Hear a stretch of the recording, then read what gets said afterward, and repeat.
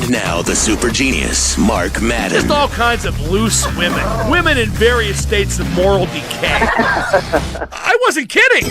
The X at 105.9. Joining me in studio from DKPittsburghSports.com, it's celebrating reactionary Dejan Kovacevic. Dejan, we have a lot to talk about today. The Steelers with a couple injuries. Artie Burns with an unspecified knee injury, non-contact, had to leave practice early. Then you got Stephon Tuitt leaving practice with his arm in a sling. You were down at the Steelers facility today. What light can you shed? Well, neither of them sounds too serious. That's the positive. The negative is that obviously you're getting close to crunch time here. The Steelers, I don't want to say that they need both of those guys out there. It would certainly help. But if Artie Burns can't go, Cam Sutton will be the starter. Cam Sutton's done pretty well, certainly for a rookie. I'm not sure it's that big a drop necessarily. It's not huge. But Sutton's getting on the field as it is, and then who plays the minute Sutton was playing? I guess Willie Gay. Cody Sensabaugh. Well, with them, the less the better. Of course. But that said, Stephon Tuitt, if he is out, and Tyson Alualu, who's just been really, really good. Yeah, but Tuitt's better. As a depth guy, Tuitt's better. But I don't know that either of these would be devastating. But again, I can't stress this enough. We don't get the indication that either of them is something that's super serious. Well, I think you need those guys. You could beat Jacksonville without them, but I still think you need those guys to make things more promising because you're already missing Shazier right in the middle of that defense, and they got Leonard Fournette. And as it is, the backers are going to have to step up. Yeah. It would be that much harder to do without support from starters because Burns Tuitt's a standout. Burns is a second-year guy who's had ups and downs, but they are both starters. Yeah, and when we think of defensive backs, always the first thing that you think of naturally is pass coverage, but at the same time, what you really need to do against a team like Jacksonville, including your secondary guys, is wrap and tackle. That doesn't just go for Fournette, it goes for Blake Bortles when he scrambles. They need Mark to make sure that everything that Jacksonville is doing is funneled through the middle, which you just referred to. And then from there, you need to make plays. Jacksonville, if they have any brains at all, are going to double-team Cam Hayward with or without Stephon Tuitt on the field. So you really, really, really need to be sharp in the middle there, especially on the run defense. No question. And I still feel good about the Steelers in this game. Oh, sure. I just think that, Bortles can't beat Ben. Then again, as I ignore, it's not Bortles against Ben. They're never on the field at the same time.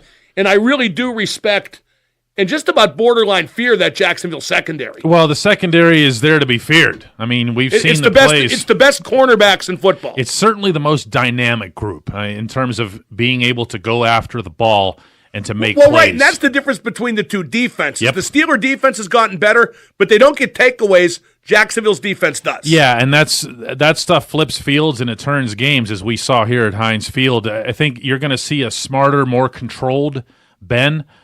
You're going to see a Ben who's obviously got more options than he did back then. I think you're going to see Ben use the tight ends a little bit more, use Le'Veon a little bit more. But at the same time, remember one thing about that Jacksonville defense and that first game is that Todd Haley really needed to run the ball, man. I mean, this is a team that can't but you can stop only run the run. ball so much. It's not that kind of league anymore. And once you get behind, well, don't get behind. Well, they did last time, and then they got even more behind. And throwing to Le'Veon is another big variable here too. I mean, if they find ways to dump the ball off, then all of a sudden you really soften up that Jacksonville defense and spread them out. Well, I'll tell you who I'm looking for a big game from because I know Ben has. This guy's risen in Ben's estimation quite a bit through the season.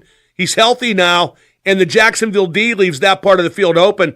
I'm looking at Vance McDonald over the middle. Vance McDonald. Don't rule out Jesse James here either. They'd like to see Vance McDonald out there on the field a little bit more than Jesse, but I think you'll also see them alternate so that they stay fresh for blocking purposes. I'll tell you another guy to watch, and don't sneeze this one off. Eli Rogers. They like what they've seen of him lately. They've had him involved. I would not be surprised to see him getting involved there in the slot. Yeah, I hope just not on the last play of the game with. No, I know. That New England finish. I don't think they should have liked Eli Rogers that much. We'll get back to the Steelers in a bit, perhaps. But what about the Penguins All-Star selections. I don't think the All-Star Game's a big deal, even less so now that it's 3-on-3 with that goofy division versus division tournament format. I feel bad for Phil Kessel. He obviously should have made it, but I also get why they picked who they did. Yeah, here's the thing. Think of it the same way that we were talking about the Pro Bowl stuff a couple of weeks ago. The All-Star Game isn't a big deal. The All-Star selections, though, are. I mean, everybody talks about them. The players respect them.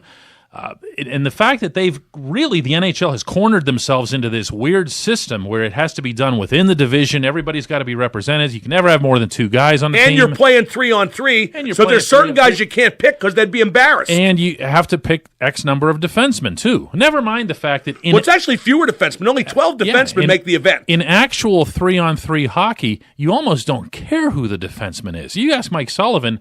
I mean, he puts Brian Dumoulin out there, even though he's not an offensive guy. I think it really does matter a lot who the defenseman is. For the purposes of something like this, it wouldn't. Yeah, it would. Like if you put Chara out there, it'd look like a dope. Then again, John Scott won the MVP. Which they fixed. The event itself which didn't do the event matter. Any credibility. The selections do matter. It's a shame that Phil didn't get in, but I can look at this format and look at then the selections that followed it. And I can see it. I can see Phil be left off because you don't leave Sid out of the game. Well, right. And you can't. And you need Letang to be a 3-on-3 defenseman, and you're not going to pick 3 from one team. You almost can't numbers-wise. You almost can't numbers-wise, and at the same time, you couldn't take another defenseman instead of Letang from another team because then you'd only have one player representing the 2-time champs. Let's face it, if you're picking the best player, Gino should be in there too. Gino should be in there too, but that's also why there should be a whole line of Penguins. My Sid, solution for this is to not do this by divisions. That's the part that limits you. If you do it by conference, you can at least be a little bit more diversified, and just say, what, more black guys? I meant more diversified with more teams involved. Here's the thing. So less black guys. Here's the thing. The Penguins could have had 3 or 4 guys on the team very easily if you go East versus West, and then from there, call it, Team Gordie Howe, Team Lemieux, whatever. Yeah, but they want to represent everybody, and I'm not sure what you're suggesting solves that. I think it does. You could still have each team represented one time. The best thing to do is not pay attention to it, and I beat the rush on that for years. We're talking to Dejan Kovacevic, brought to you by Walnut Grill. Dejan, it looked like Gerrit Cole was going to get traded earlier today. Mm-hmm. Do you still believe he will? Yes.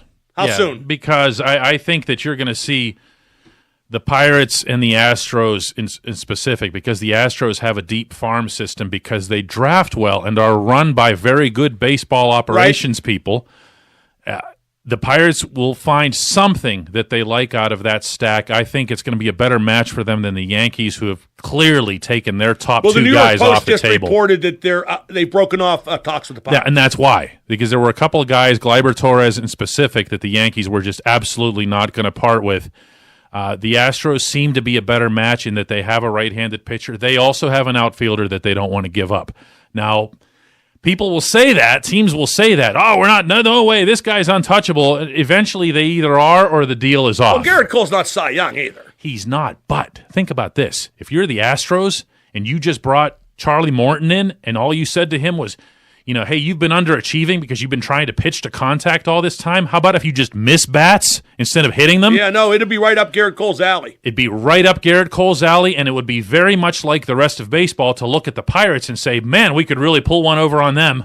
Yeah, no question. But I think this is the start of dominoes once Cole leaves. For example, part of the deal is supposed to be Derek Fisher, who's a major league outfielder, very marginal. Yes. I guess he's 24, has the potential, but he's very marginal.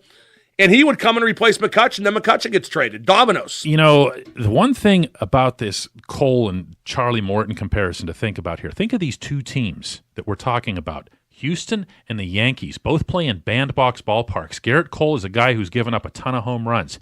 Don't tell me that they're thinking of bringing him there and letting him pitch to contact. They see something that the Pirates are doing wrong. Or maybe they think it would be really cool to see him give up 60 home runs. It'd be the Babe Ruth of giving up home runs. I was going to ask you about what the Pirates get back. You've mentioned the Astros have a deep pool of prospects they could trade from. But does it really matter? Nope. Isn't it way too early to talk about future again? Like, if I'm a ticket-buying fan, I went through 20 years of losing, and for the last 10 of that, I got promised a future. Then they've had 3 okay years. And that's all they were, was okay years. 98 wins is better than okay. Not if you don't win a playoff game. I can understand that. And now we're hearing future again. Isn't it way too early to hear about future again, and how will the fans react to that? Well, it's too early, but for this reason. This is the part that you can't lose sight of here. They won 98 games, and then they pulled their own plug. Right. That's the important part here. If the window closes organically, that's one thing. But they dumped 2 retired, but they dumped 3 key players right afterwards, let them go, and then they traded 2 more before the next deadline. Some things have organically gone wrong. Marte, Polanco underperforming, Gong, obviously, that situation. But for the most part, this started when they pulled their own plug with the ridiculous Ryan Vogel song, Jeff Locke, John Neese rotation that they went into right after. Well, there's no question. We've talked about that literally for years. At the first sign of something going wrong, season goes bad. Oh, wait, I know. Let's just completely blow it up and rebuild. Because they don't know how to do anything else. Which is what they wanted to do in the first place. Right, because it's cheaper. No, I agree. What they should have done was spend more money after 2015, kept the window open for a couple more years, and then they could have blown it up, cut the payroll to the bare minimum, and nobody would have complained, because that's what teams do all the time in the Pirates' position. They pretend, and I really believe this is just posing on their part, that they don't recognize windows. There's no windows. We're in this to do this every year. Baloney. Now, I do want to get back to the Steelers game, because that's the main topic. Jacksonville, I look at them, and I'm trying to convince myself that they can't beat the Steelers. Except they did it. Right. But they can't do it again. No, they're a weird team, though. Like, they have the best running game at a time when that doesn't really matter, but they have the best secondary at a time when that really does matter. Some parts of their team are so in gear with what it takes to win in the playoffs, and others are not. Now, it's a strange team, and nothing stranger than when you look at Blake Bortles' numbers alone. The fact that he has a W next to some of his line performances over the course of the season is just astonishing. Well, you win or you don't. Yeah. And he's gotten the job done, I guess you could put it, in some games, including the one in Pittsburgh where he had all of 8 glorious completions. Right. But that said, I don't think... Well, they did run the last 17 plays, I think it was. Yeah, right. I don't think they are in any way, shape, or form a match for these Steelers. I think the Steelers need to score a grand total of 17 points to win the game, and they're going to do that in their sleep. Well, they need to get ahead, though. If Jacksonville will get ahead early and suck the life out of the stadium, and then if you're ahead in the second half, the running game suddenly matters. Yeah, but even then, all you do is you throw it to 84, and there's life back in the stadium again. What if Ramsey's blanketing him? I mean... Again, I'm inventing worst-case scenarios. Yeah, no, I see that. And they're not totally far-fetched. They're not, but at the same time, remember that when Ramsey was blanketing him, they also had help on AB over there. It wasn't Ramsey one-on-one. They really went after AB hard. And sometimes it would be Boye on AB, and they would double a safety. Yep. No, they handled it really well in that they had good guys to cover AB, but didn't wear any one of them out. And the biggest difference offensively between the Steelers then and the Steelers now is that Martavis Bryant and Juju Smith-Schuster are now real, viable, and in the case of Juju, dangerous options, including downfield. Well, I think this is a big game for Juju because, to quote Rand Foreman from that 70s show, fun time is over. I mean, it's time for really serious football, and he's proven he can be a serious player. I was going to say, yeah. But this requires another level, too. Yeah, it does, and he's a child in more ways than one, and I think he understands what the gravity of this is. He certainly, including some of the stuff that he told us today over on the South Side, gets that this is a different level of football, but at the same time, Mark, you've seen him. What hasn't he risen up to? No, he's brilliant. My goodness. But by the same token, like I said a few moments before you came on, he's everybody's darling up till now. Yeah. And if he loses the game Sunday, he's a bum. But if you're, but that's how this works. If you're shrinking from anything that's big, and as much as we can criticize all we want, and I didn't like him standing over Burfict, but think about being in that stadium and doing that. Well, I like that. This kid is not going to back away from. It's playoffs. I'm not talking about backing away. I'm talking about screwing up. Oh, I don't see that. There's too much physical talent there, Mark. You've seen the way he's fighting for that ball and bringing it down. I think you're probably right. Runs out his yards after the catch. But it is his first playoff game. It is. But again, go back to the previous one and go back to the Steelers, by the way. In the playoffs last year, they were leaning on Eli Rogers. They were using him a lot. This is different. That's Dejan Kovacevic. He's brought to you by the Walnut Grill. I'm Mark Madden. It's time to ask Mark anything. Anything. 412-333-WXDX.